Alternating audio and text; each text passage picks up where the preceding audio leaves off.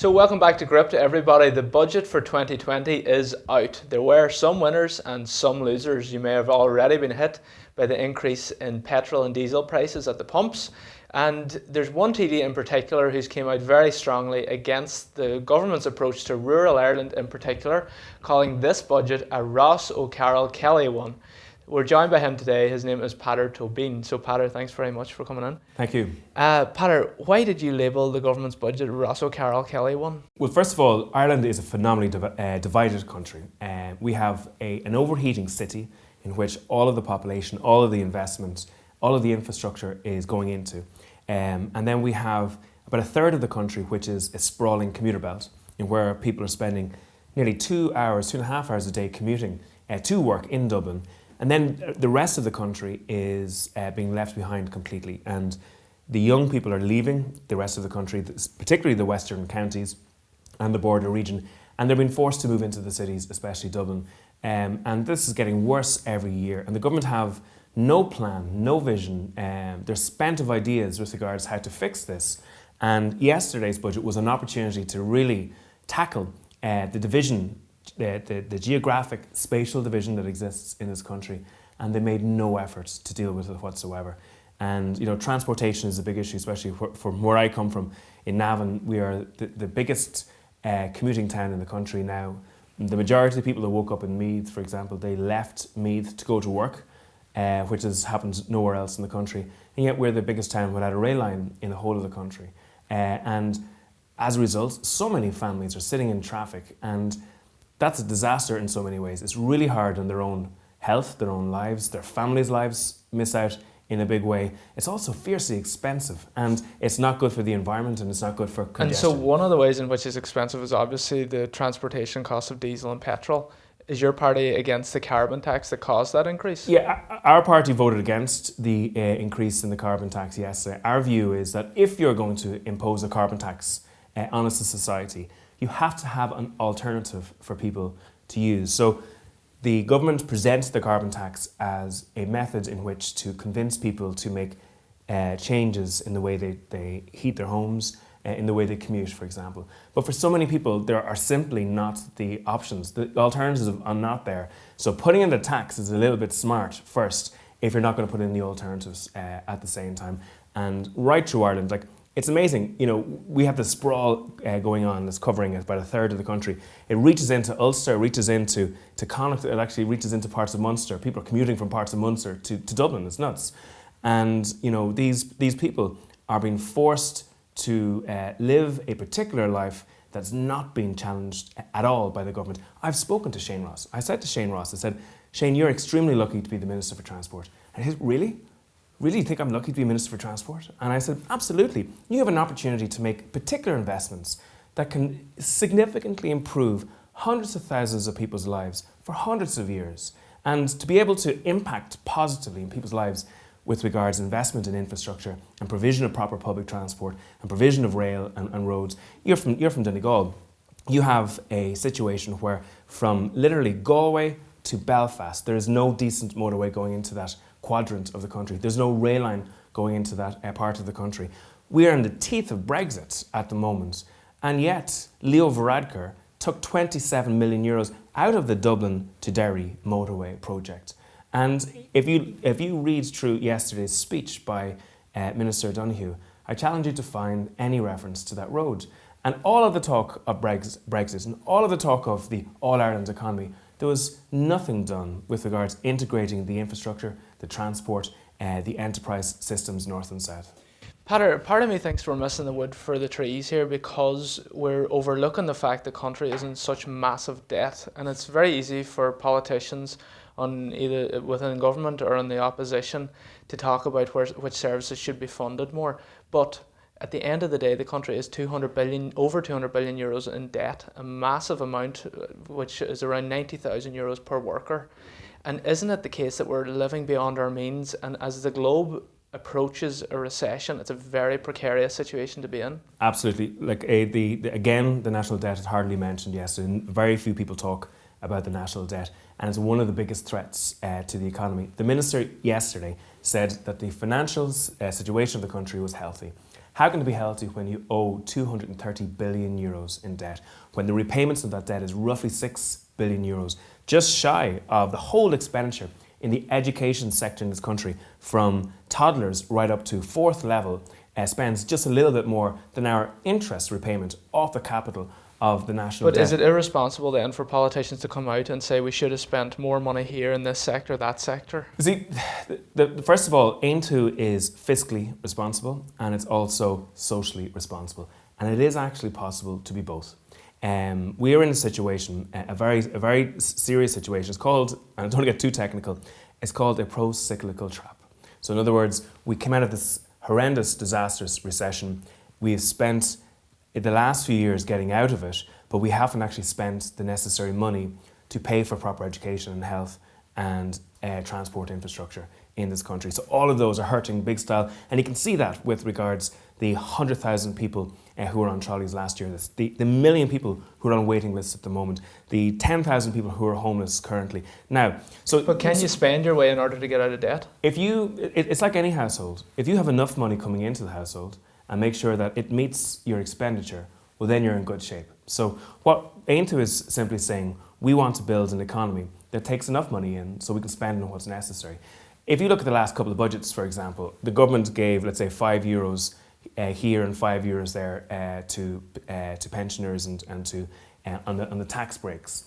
Now, most people living in Ireland would say, do you want €5 extra this week into your pocket? Or would you rather that there was an actual job done to fix the housing crisis, that there was an actual proper spend in the building of social houses and the fixing of the private housing sector? All it needs to do to be fiscally responsible is to equalise your income and expenditure. The difficulty is, in this country, the political establishment tell you that they're going to give you European services, but they're going to give you it on American taxes. If you want American taxes, you have to accept that you're going to have American public services. If you want European public services, you're going to have to accept so that you're saying our to tax pay. levels are too low? What I'm saying too is that if you look at the last number of years internationally, there is a migration of wealth to the 1%. If you look at all of the different systems from Facebook and Google and all these massive multinational companies and the taxation that they achieve within society, you'll find that the concentration of wealth in the hands of just a few people is phenomenal. So 65 people on the planet have the same level of wealth as 3.5 billion euros. That's important to repeat. 65 individuals have the same level of wealth as 3.5 billion euros. Now that's patently wrong in any system. As 3.5 billion people? Sorry, 3.5 billion people. And that's absolutely wrong. And in many ways, that level of, that chasm between rich and poor is, it's nearly medieval in its size. Now, oftentimes in this country, when we start to debate about taxation, who should be taxed and etc., we have people pitching working class people against middle class people and maybe middle class people against upper middle class people. But everybody's forgetting about the fact that there are thousands of people in this country who have net wealth of 30 million euros or more. And I'm not saying that it's important that I make this point as well. Aontú believes strongly that if you work hard, if you invest, if you take risks, if you spend time in education, you should be able to have an economic benefit for that. We know there must be a spark in the economy to incentivize people to work hard. But we're also saying there has to be a level of fairness and cohesion as well. And what I think So would you create a wealth tax? Well, what we're looking for at the moment is just for corporation taxes to be charged at the rates that they're indicated. So this state has always pitched a headline corporation tax and always charged less in that corporation tax. And it's interesting because everybody's really kind of shocked by the level of corporation taxes coming in at the moment. It was 3 billion in 2011 and it's about 10 billion euros now. And they wonder why. And the reason why is because international regulations have changed and are starting to force big, massive multinational corporations to pay fair levels of corporation tax. And that's why it's coming into Ireland. The danger for us is, and there's an inherent danger in our economy at the moment. The last crash, everybody admitted that our tax take was too concentrated in a very small space. So the stamp duty was too big of a chunk of our tax base, and when it disappeared, all of a sudden we hadn't the money to spend on services that we wanted to. But right now, corporation tax is 19% of our full tax take in this country. Now, of that, 75% of corporation tax is foreign direct investment. And I don't want to give you too many figures, but 45% of our corporation tax is 10 companies.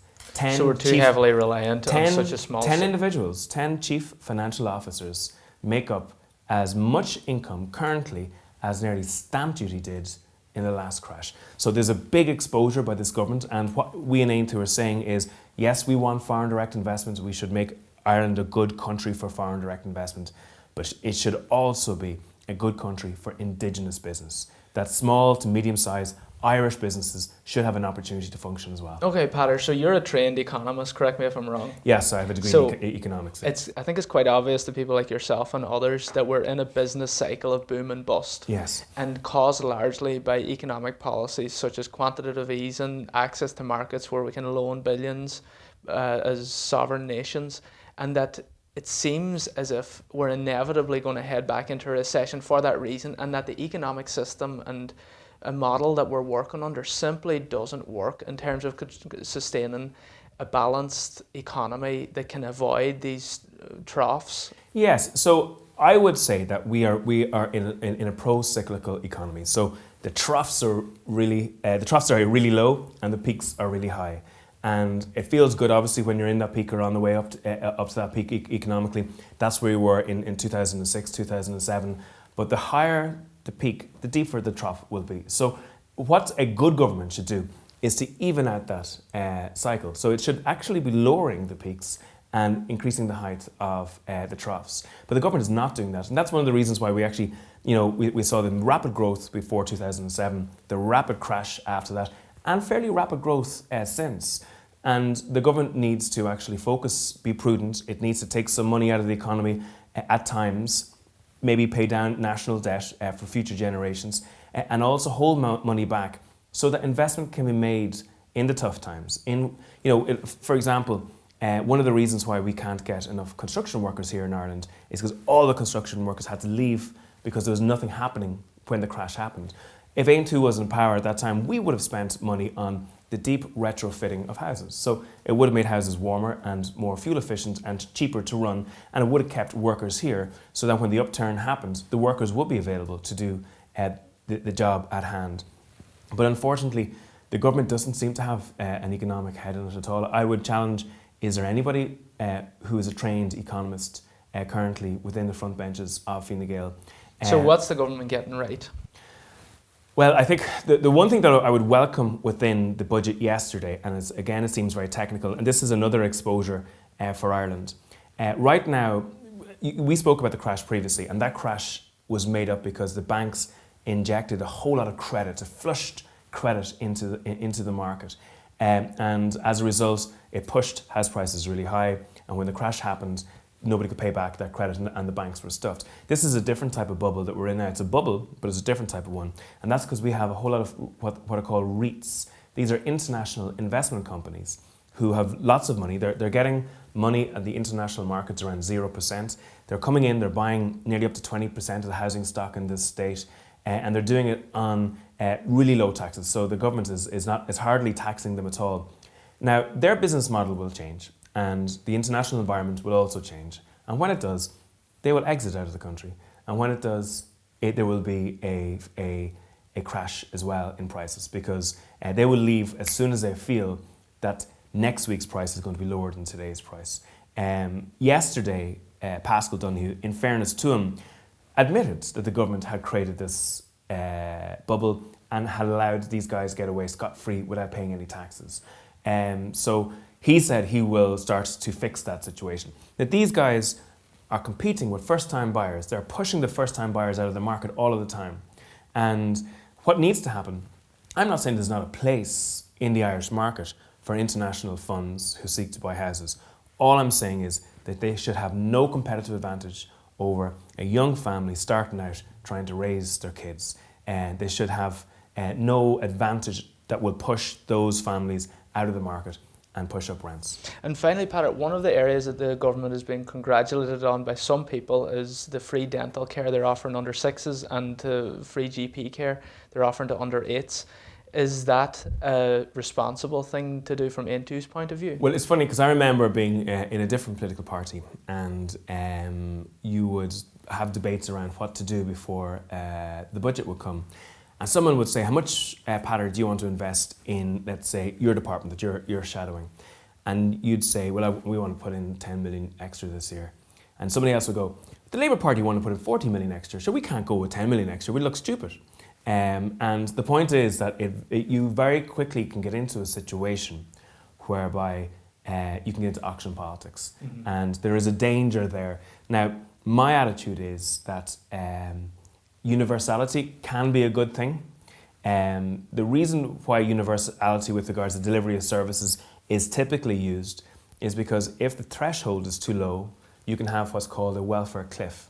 So in other words, a lot of people will go, well, if I am means tested for the services that I achieved, is there any point in me taking this job or pay rise or extra hours? And a lot of people don't do those things because they're trapped in that space. On the flip side of it, and my greater worry is there are so many people in this country that have real need, real, honest, human crisis need. And those people don't get the funding and the help that they need whatsoever. It's easier, it's wonderful at a party political broadcast to say, we did free healthcare for under 8s or dental care under 6s. It makes the target vote audience very happy with regards that. The danger here is, I think this particular budget was it was a shocking budget in many ways. There was no idea. There was no great plan. It was a party that was spent of ideas. They were fiddling around the edges, throwing a few bob here and there, looking after the next election, making certain people living on Fine Gael Street happier with their lot. When in reality, what is needed is the fact that there is a housing crisis, a humanitarian housing crisis. There's also a health crisis currently right around the country, and there's a transportation crisis too. And what we need to do is be able to say, what level of delivery of services do we want in these areas? How much is it going to cost? And how do we pay for it? And then come to a decision in society, do we want to pay for it?